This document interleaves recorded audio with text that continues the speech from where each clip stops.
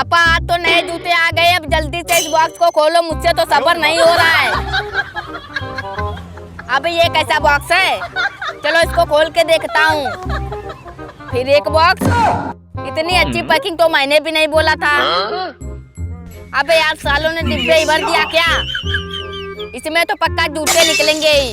अबे यार फिर से एक बॉक्स, ये हो क्या रहा है, इसके अंदर तो निकलेगा ही। अबे यार कल्लू हमने तो जूते मंगाए थे ना।